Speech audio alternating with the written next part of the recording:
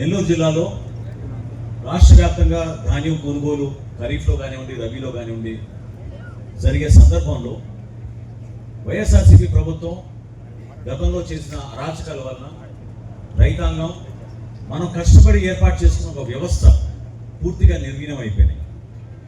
వ్యవసాయ శాఖ నుంచి అధికారులు కానివ్వండి, క్షేత్రస్థాయిలో పనిచేయాల్సిన పౌర సరఫరాల శాఖ సిబ్బంది కానివ్వండి, రెవెన్యూ సిబ్బంది కానివ్వండి పూర్తిగా సమన్వయపరుచుకుంటూ బాధ్యత ఎవరిదనేది కూడా మర్చిపోయి ఇక్కడ ఉన్న దళారులకి, రైస్ మిల్లర్లకి వాళ్ళ చేతుల్లోనే వదిలేసే పరిస్థితి గతంలో మనం చూసాం.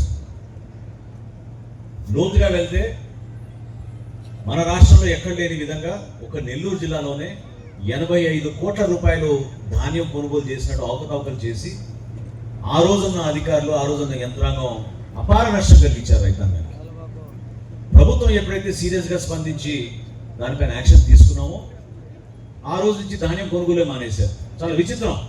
అంటే సొంత జిల్లా, ఇక్కడ ఉన్న వ్యవసాయ శాఖ మంత్రి గతంలో వాళ్ళు ఇక్కడ చేయాల్సిన ఏర్పాట్లు ఇవన్నీ మర్చిపోయి రైతాంగాన్ని కాపాడుకోవాల్సిన బాధ్యత మనలో ఉంది, ప్రభుత్వంలో నిరంతరంగా కొనసాగించాల్సిన బాధ్యత అనేది విస్మరించారు. మన కూటమి ప్రభుత్వం గౌరవ ముఖ్యమంత్రి గారు చంద్రబాబు నాయుడు గారి నాయకత్వంలో ఎప్పుడైతే ధాన్యం కొనుగోలు విషయం ప్రస్తావించామో, మేము తెలుసుకున్నామో మేమే ఆశ్చర్యపోయాం. ఎన్నికల సమయంలో సాధారణంగా ఏ రాజకీయ పార్టీ అయినా రైతుల్ని సంతృప్తిగా ఉంచాలి, రైతులు సంతోషంగా ఉంటేనే మనకు ఓట్లు పడతాయని తప్పనతో పనిచేస్తారు. కానీ గత ముఖ్యమంత్రి జగన్మోహన్ రెడ్డి గారి హయాంలో ఎన్నికల సంవత్సరంలో కొనుగోలు చేసిన ధాన్యం 1674 కోట్ల రూపాయలు రైతులకి ఎగ్గొట్టేసి వెళ్ళిపోయారు, బాకీలు పెట్టేసి వెళ్ళిపోయారు. ధాన్యం కొనుగోలు చేసి కేంద్ర ప్రభుత్వం ఇస్తున్న డబ్బుల్ని వాడుకొని డబ్బును డైవర్ట్ చేసి రైతాంగానికి దాదాపు 6 నెలలు 9 నెలలు కూడా కొన్ని సందర్భాలు డబ్బులు ఇవ్వలేని పరిస్థితి. ఆ రోజున గతంలో ప్రతిపక్షంలో ఉన్నప్పుడు ఏ విధంగా క్షేత్రస్థాయిలో పర్యటించినప్పుడు చంద్రబాబు నాయుడు గారు కానీ, మన రాష్ట్ర ఉప ముఖ్యమంత్రి పవన్ కళ్యాణ్ గారు కానీ రైతాంగానికి మేము కాపాడుకుంటాం, కూటమి ప్రభుత్వం ప్రధానమైన బాధ్యతగా తీసుకుని ఎన్ని ఆర్థిక కష్టాలైనా సరే మేము నిలబడతామని మాట ఇచ్చాం ఆ రోజున. దానికి అనుగుణంగా ప్రతి సంవత్సరం దీనిపైన లోతుగా అవగాహన తెచ్చుకుని ఎక్కడ పొరపాటు జరగకూడదనే ఆలోచనతోటి మేము రైతాంగాన్ని కాపాడుకుంటూ వస్తా ఉన్నాం.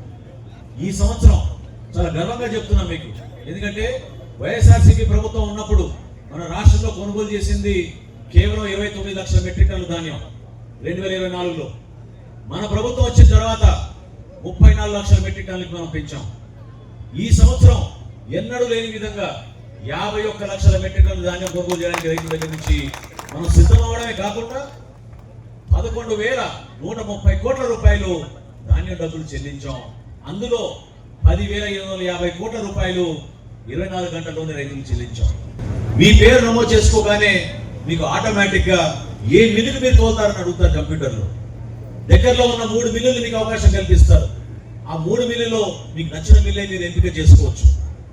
రైతులు స్వచ్ఛందంగా, పారదర్శకంగా, అధికారుల పాత్ర లేకుండా మీ అంతనే మీరే ఏ మిల్లుకి అమ్ముకోవాలనే దానిపైన మీరే నిర్ణయం తీసుకోవచ్చు.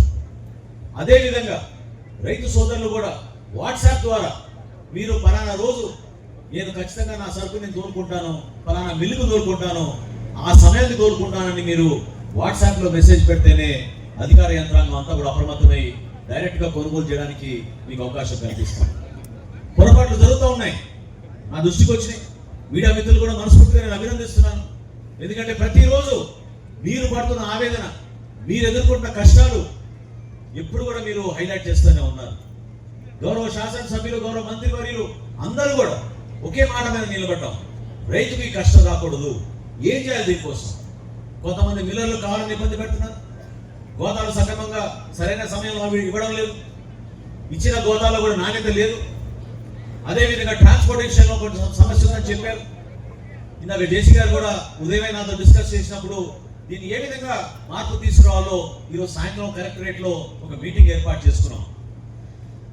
నేను మరొకసారి కోరుతున్నాను, సభలో ఏమైనా మిల్లర్స్ ఉంటే దయచేసి మీరు గుర్తించాల్సింది, మీరు ప్రభుత్వానికి, రైతులకి వారధులుగా ఉన్నారు. మీరు మిల్లర్స్, మీరు ఎక్కడైనా పొరపాటు చేస్తే ఖచ్చితంగా మీ పైన యాక్షన్ తీసుకుంటాం.